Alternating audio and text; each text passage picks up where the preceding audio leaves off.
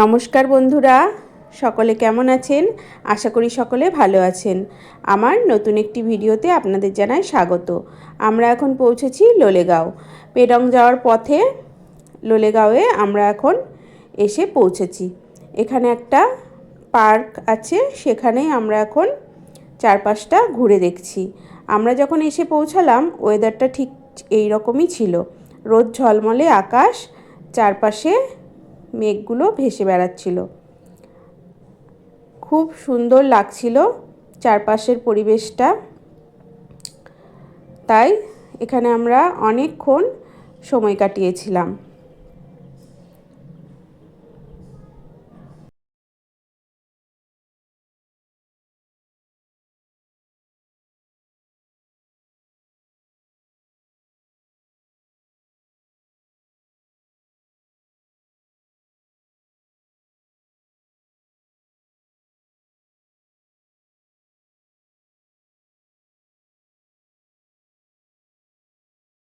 পাশেই একটা এইরকম বড় বুদ্ধদেবের মূর্তি ছিল, আর সেখানেই আমরা বাচ্চাগুলোকে নিয়ে গিয়েছিলাম। তারা খুব আনন্দ করছিল।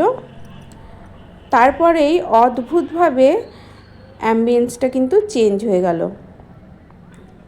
মেঘগুলো ধীরে ধীরে গোটা পার্কটাকে ঘিরে ফেললো, আর অদ্ভুত মায়াবী এক পরিবেশের সৃষ্টি হলো। সত্যি নিজের চোখে না দেখলে এই যেন অনুভব করার নয়।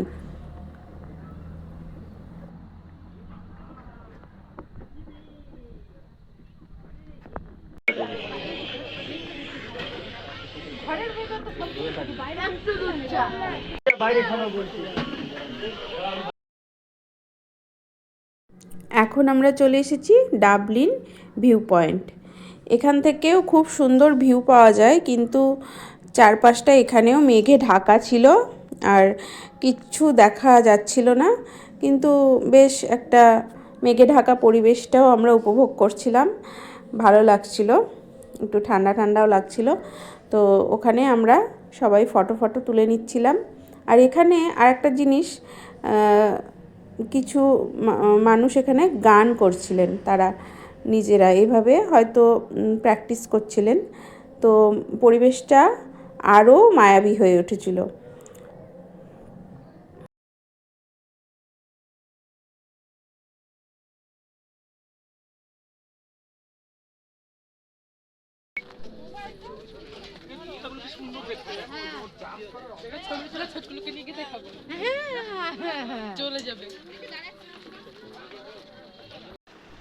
আমরা পৌঁছে গিয়েছিলাম পেডংয়ের হোমস্টেতে। পৌঁছতে আমাদের সন্ধে লেগে গিয়েছিল, কারণ রাস্তাটা একটু খারাপ ছিল সেই কারণে। তো পৌঁছে আমাদের এত খিদে পেয়ে গেছিলো যে আমরা লাঞ্চ করে নিয়েছিলাম।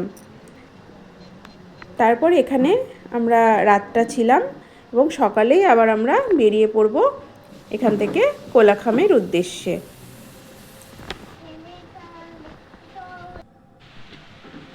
পরদিন সকালবেলা সকলে রেডি হয়ে নিয়েছি, এখন আমরা বেরোবো। আর এখান থেকে ভিউটা এই রকম।